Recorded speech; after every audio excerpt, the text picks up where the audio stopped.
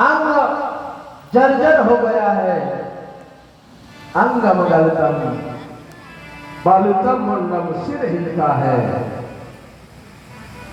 कानों से सुनाई नहीं देता, आंख से दिखाई नहीं देता,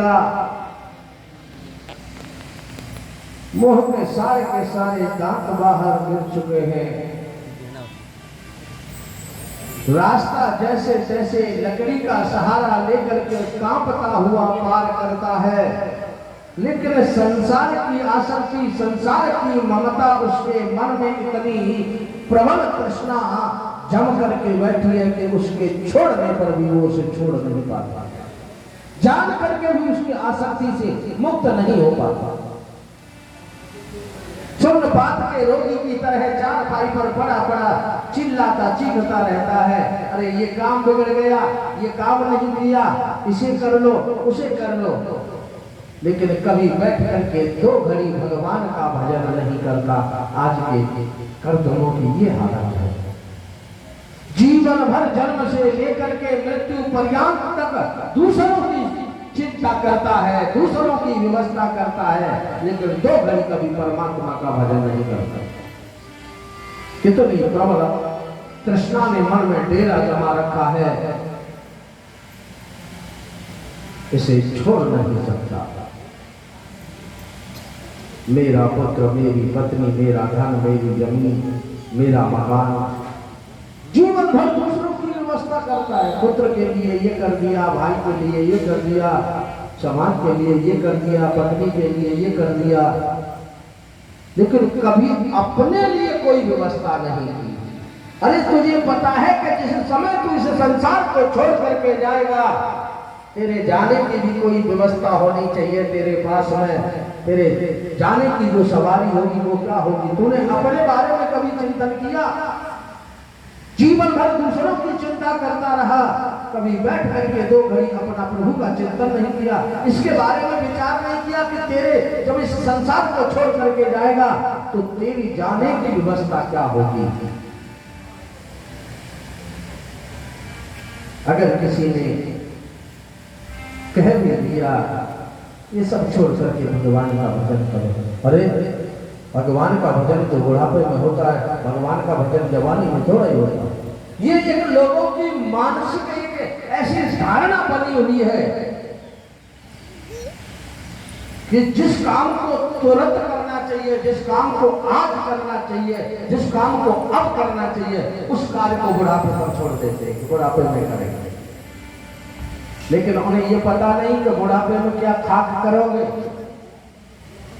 क्या करोगे बुढ़ापे में। तुम अपनी सेवा स्वयं की नहीं कर सकते तो उस ठाकुर की सेवा बुढ़ापे में तुम क्या करोगे? हाथ पैर साथ नहीं देंगे, कान से सुनाई नहीं पड़ेगा, आंख से दिखाई नहीं देगा। जब अपनी सेवा नहीं होगी बुढ़ापे में तो ठाकुर की सेवा आप लोग कैसे करेंगे? इस मानसिकता को निकाल लो कि भजन करना, साधना करना, तीर्थ करना ये बुढ़ापे का काम है। ये बुढ़ापे का नहीं, ये तुरंत का है और तुरंत आज का, अब का है। जहाँ बैठे हो, जैसे बैठे हो, भगवान की भक्ति में, भगवान के भजन में, भगवान की आराधना और भगवान की साधना में। बुढ़ापे में क्या होता है?